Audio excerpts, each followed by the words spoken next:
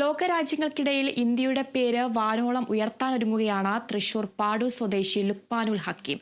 Sambo Asian ചാമ്പ്യൻഷിപ്പിലാണ് ഇന്ത്യയെ പ്രതിനിധീകരിച്ച് ലുക്മാൻ മത്സരരംഗത്തിറങ്ങുന്നത്. സാംബോയിൽ ആദ്യ മെഡൽ നേട്ടം കേരളത്തിനു വേണ്ടിയായിരുന്നു.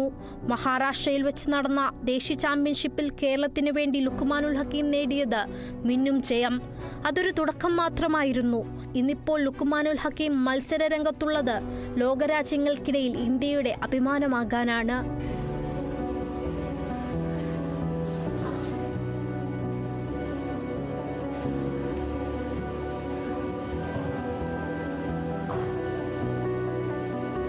റഷ്യൻ ആയോധന കലയായ സാംബോ ഏഷ്യൻ ചാമ്പ്യൻഷിപ്പ് ഉസ്ബെക്കിസ്ഥാനിൽ വെച്ച് ഏപ്രിൽ 14 മുതൽ 20 വരെയാണ് നടക്കുന്നത്. അണ്ടർ 18 കാറ്റഗറിയിലാണ് ലുക്മാനുൽ ഹക്കീം മത്സരിക്കുന്നത്. ലുക്മാനുൽ ഹക്കീമിന് മികച്ച വിജയം കൈവരിക്കാൻ കഴിയുമെന്ന് പ്രതീക്ഷയുണ്ടെന്ന് പരിശീലകനായ സാംബോ ജില്ലാ അസോസിയേഷൻ സെക്രട്ടറി അൻവർ മരക്കാർ പറഞ്ഞു. മഹാരാഷ്ട്രയിൽ വെച്ച് നടന്ന ദേശീയ ചാമ്പ്യൻഷിപ്പിൽ മത്സരിച്ച് മെഡൽ നേടി, കേരളത്തിന് വേണ്ടി മെഡൽ നേടി. അതിനുശേഷം ഇന്ത്യയിലേക്ക് മത്സരിക്കാനുള്ള ഒരു അവസരമാണ് ഇന്ന് ലുക്മാനിന് ലഭിച്ചിരിക്കുന്നത്.